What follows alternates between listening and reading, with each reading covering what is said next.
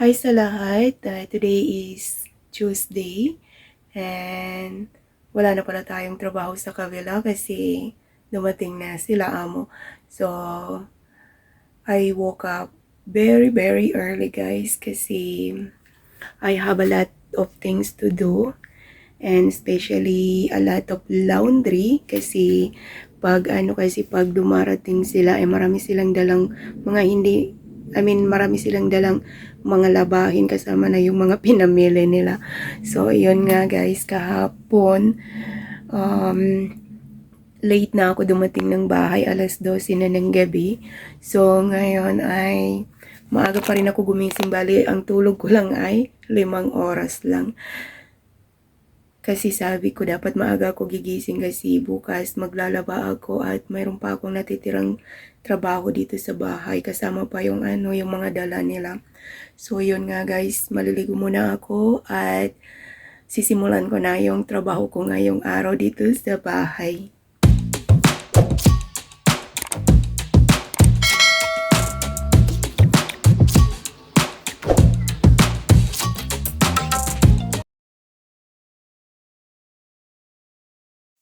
So these are some of my laundry and I still have some that not yet collect.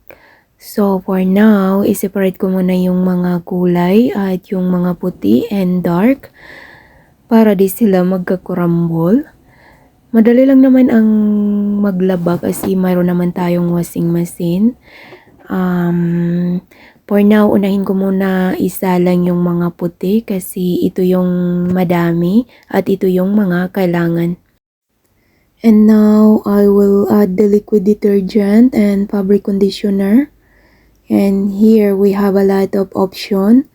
But for my everyday laundry, I set it to mixed. Kasi ito yung isang oras lang at yung iba kasi matagal kagaya ng mga cottons. Pero itong mixed ay nasa isang oras.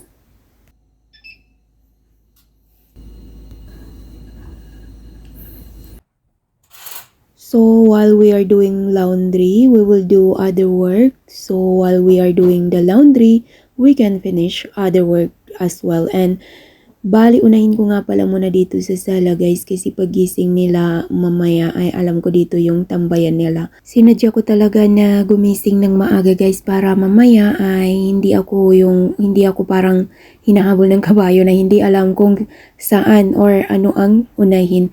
Kasi pagising nila ay ako ang gumagawa ng kanilang almusal kaya ayun, gusto ko pag gising nila ay lahat dito sa baba, dito sa sala, sa dining room, ay tapos ko nang ligpitin o linisin. Araw-araw naman kasi ako na naglilinis dito guys at hindi ko hinahayaan na mag-alikabok masyado para hindi ako mahirapan kasi ako lang naman din ang mag-isa dito nagagawa ng lahat ng mga trabaho dito kaya yon hindi ko talaga hinahayaan na mag-alikabok. So, ayun nga guys, pagkatapos ko sa sala, ay dito na naman ako sa kusina magligpit-ligpit.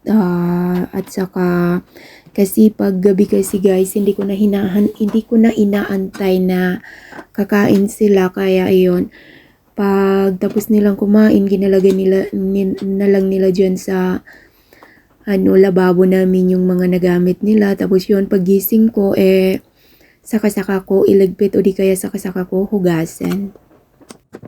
Pero guys, kumain na pala ako kanina.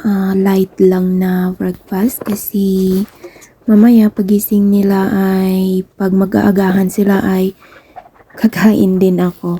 Kaya iyon, pag kumakain ako, nauuna ako pero pag kumakain sila ay kumakain na rin ako uli. So iyon, pag tapos na nga pala ang breakfast nila ay ayun, maglilinis na ako ay gagawa na ng kung ano-anong trabaho kagaya ng mga pang araw-araw na gawain ko din.